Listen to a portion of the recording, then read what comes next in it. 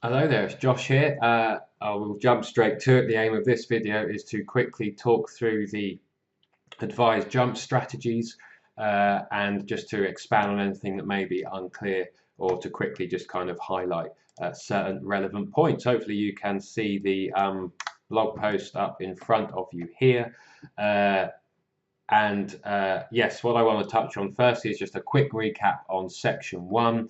So, as you should be aware, hopefully, Section 1 simply details all qualifiers against my unique stats packs, which are trainer based only, no odds caps on those stats research. If a horse hits the stats when I look through the cards before the next day's racing, they qualify and they get listed in Section 1. That is the foundation.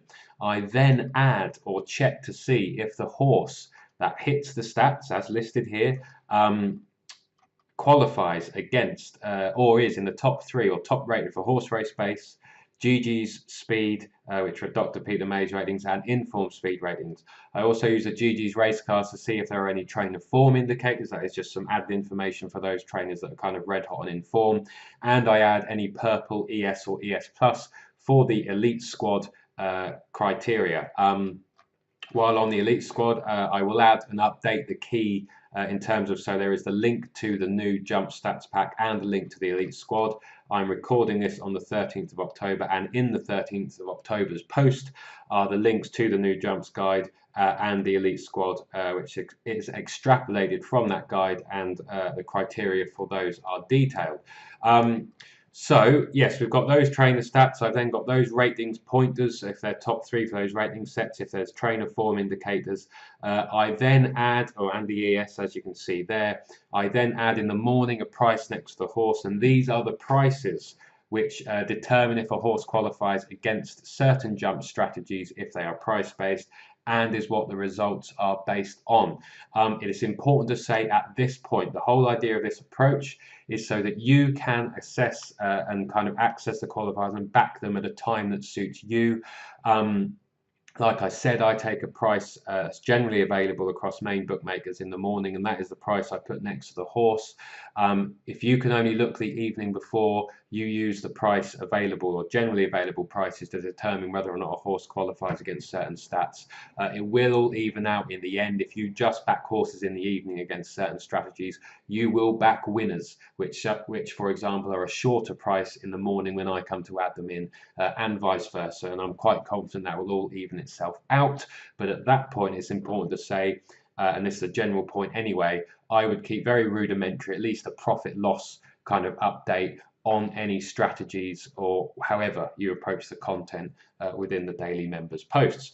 And of course, that way you can compare against my weekly updates and see how things are going. With that said, I want to jump straight to the jump strategies, which hopefully you can see in front of you. I'm quickly going to talk through the kind of three main ones. Strategy 1 is simply a horse which is GG's top rated or GG's top 3 rated, and it is a price-based approach with two angles and two ways that it can qualify. Firstly, if the horse is 10 to 1 or bigger on morning prices, as indicated by the odds I add next to the horse, next to the horse's name. Alternatively, they can be 10 to 1 or bigger at the time that you look. We will use, which horse will we use as an example? Beer Goggles, that's who we will use as an example. Handicap Hurdle, he's got a G3 next to his name now. At the time in the morning, his price was not 10 to 1 or bigger, so at this stage, he didn't qualify, but he can also qualify if his Betfair starting price is 11.0, so 10 to 1, that's decimal odds, or bigger. This covers those horses that are under 10 to 1 on morning prices but then drift. On morning prices, they would not have qualified, but if their Betfair starting price is 11 or bigger, they qualify that way. You can set a minimum odds for these types at the time that suits you. There is no need to monitor prices. And let me just show you an example of doing that. If I minimize this page a little bit here, these are always, oh, what am I doing? Hold on. These videos are always live. Let me just get the page a bit bigger. He won't move that way. Hold on. We'll get there. There we go. That'll do. So I put the 310 at Newton Abbott on here. Beer Goggles, it is likely that he may go off a 11 to 1 or bigger, but I simply need to set the minimum odds so the bet only gets placed if he is sent off 11.0 or bigger. I'm on the Betfair exchange. The Betfair SP box is ticked here that hopefully you can see in front of you. I'm clicking on beer goggles, and I can, you see this black strip at the top here, starting price. You can tick this box which says set SP odds limit. I tick that. I want 11. So this horse, and then I can put my stake in and I can place bet, which I have already placed a fiver, which is kind of my standard systematic stake before I kind of work out if I want to put more on, yeah, if I want to put 10 or 15 or whatever. But that's by the by, that's my own approach. Yes, you can do that and then you can place the bet. I already have placed him, as you can see there, at minimum odds. Beer goggles bet will only get placed if his Betfair SP is sent off 11 to 1 or bigger. And that is that. That is strategy 1. That is how those two twin approach of 10 to 1 or bigger in the morning or 11 or bigger on Betfair starting price to cover the drifters. You can place that bet by taking, if they already qualify in the morning, you can place that bet by taking best odds guaranteed with the bookmaker if you wish, or just taking Betfair SP, or judging whether or not you want to take a price. Completely up to you. You will see how I've recorded results there. You can see these were introduced at the start of 2017, and the total to date is 82 bets, 15 wins, 18% win strike rate, 112 points to early best odds guaranteed, 140 to Betfair starting price, and a 58% return on investment to Betfair starting price. So that's strategy 1. Strategy 2 is simply a price-based approach, nothing to do with ratings, pointers, nothing to do with anything else. Quite simply, the horse is priced between 10 to 1 and 25 to 1 inclusive at morning prices, or at the time that suits you. The results are based on the morning prices I add next to the horse. Their starting price can be outside of this range, but they qualified based on their morning price, so their starting price is irrelevant. Quite simply, within the daily members post, if one of the jumps horses is priced between 10 to 1 or 25 to 1 in the odds I put next to their horse, then they qualify. You will see here that Ashjan would be an example of a qualifier against that angle. He is between 10 and 25 to 1 on the prices I put next to the horse, inclusive, and therefore he would qualify, and therefore when I update these stats come Monday, he will be included, whatever he does, win, lose or draw, within these updated stats. You can see there, this is a very profitable approach. The return on investment is very similar to the strategy 1, but of course from a lot more bets. And of course there will have been some crossover in this and some kind of multiple qualifiers as well. But as a kind of value-seeking, profit-finding approach, this is very, very good and does very well at homing in on the most profitable horses systematically over time. So 518 bets, 55 wins, 11% strike rate, and you can see the profits there. I need to update the main master spreadsheets and therefore update the Betfair SP. The Betfair SP will be a bit below that, but it's still more than healthy return if Betfair SP is the only price that you can take. And yeah, that is quite a solid stats pool. And from going through the results kind of earlier in the year and things, it was clear that the majority, or kind of all the profit, systematically at least, does fall within those price ranges, and backing every horse kind of under 10 to 1, certainly under 6 to 1, systematically loses money over time, which is kind of why this angle kind of was born, to focus on and to see how those did that fell in the 10 to 1 to 25 to 1 bracket. And those results, if they keep repeating, given the kind of lowest odds we're taking generally on average is 10 to 1, generally speaking, they're only kind of going to ever make profit, which is decent. And so far, so good. Hopefully that can keep continuing, and my trainer stats and the research I do can keep help pointing the way towards those winners. So that's that. A few points I should say on that particular strategy.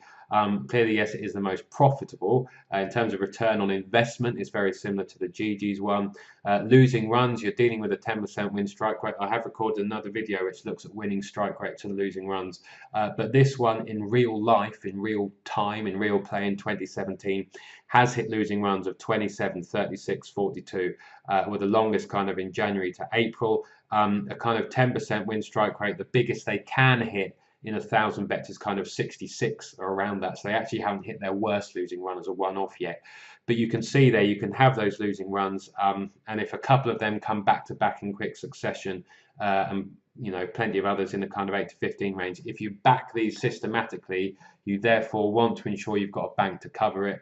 I'd kind of reckon at least 100 points. I've put kind of 150 point bank there to be safe.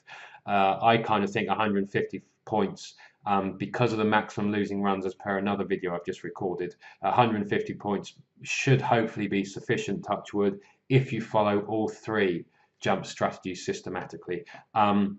Again, that is the reason why you need to start small. You need to be prepared to lose that 150 points, especially if backing strategy 2 systematically. So yes, starting at £2 bet, say, as an example.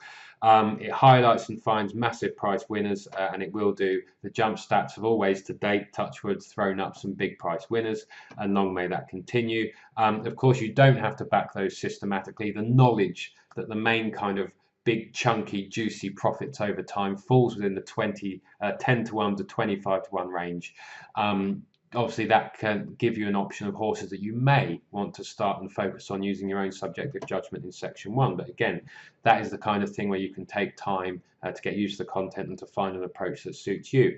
Finally, we have the elite squad, and that is the criteria, per the criteria in the links that you can find in the key and in the bottom of the post on the 13th of October.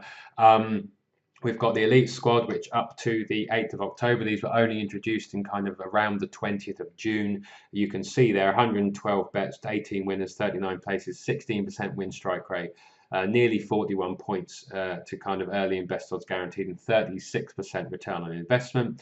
Again, hopefully they can keep up that percentage because of the average odds we're playing at. Hopefully that return on investment can keep just kind of ticking over. You will note I have introduced the Elite Squad Plus, which is just kind of a more focused set of Elite Squad qualifiers that have at least 10 winners and at least a 25% win strike rate.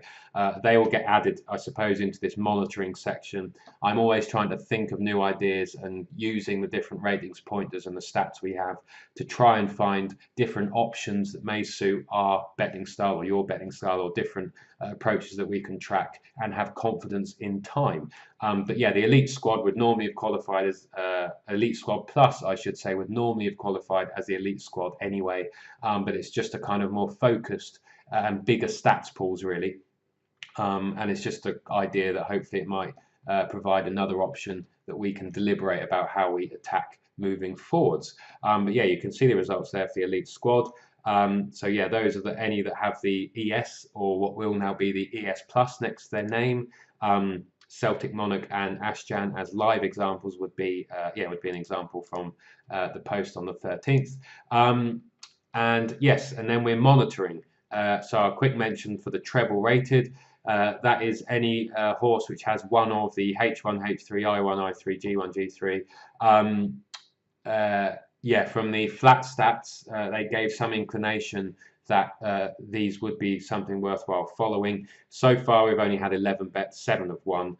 Those winners make up those placed horses and 18 points profit. That will not keep up that win percentage moving forward, but if it could keep up a kind of 30% win strike rate, then we might be doing quite well. Well, that's something we're monitoring, and again gives you another option. The final thing I will say is I just started, I need to kind of finish off looking at, we now have more of a data set for the inform speed ratings. So that's the ones with the I, and I actually want to see if the inform, the I1 and I3, has a similar performance based on strategy 1 for the GGs.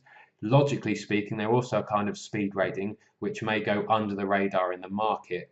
I want to see if horses with an I1 or I3 ticking the exact same criteria there. I want to see how well they've done since I started using the inform ratings at the start of May. So we will have that data soon enough, and again that may give us another option, and is part of the idea that you always need to be thinking, you always need to be trying to develop the approach, or I'm always trying to develop the approach to my own content moving forward, and to give us some ideas and strategies and things which can help us profit from this great game even more. So as my clock ticks round to about 15 minutes, I think that is that. Hopefully those 3 strategies explained make perfect sense. Your guide for whether or not a horse qualifies, all the information can clearly be found in section 1. You've got the horse list against my stats. You have the code next to the horse, and this simply correlates to what is written in the stats pack. If you as an individual want to check the actual stats from the stats pack and help that form your own judgment, but that's completely up to you. You may take a different view on how strong some of the stats are, etc. But that is, again, information for you to use as you please. So yes, you've got section 1, you've got all the horses listed, all the qualifiers against my stats packs. You've then got the rating pointers, which are the little red symbols. You've got the trainer form indicators, which are the green symbols, and you've got the elite squad, which are the purple symbols, and then finally you've got the price. And all of those things combined help decide whether or not a horse hits the certain strategies, and with strategy 1, whether or not you need to set a minimum price at Betfair SP. Like I said, I'll finish off by saying the key is your friend. There is always information in there, all the relevant points, and if ever you have a question, however silly you may think it seems, please do not hesitate in emailing me or hesitate in posting a comment below the blog. And I will do my best to get back to you as soon as possible. But hopefully, if the strategies weren't clear, hopefully that video may have helped. And yeah, I will finish that there. I think I've droned on long enough. So yeah, this is Josh saying thanks for watching and bye for now.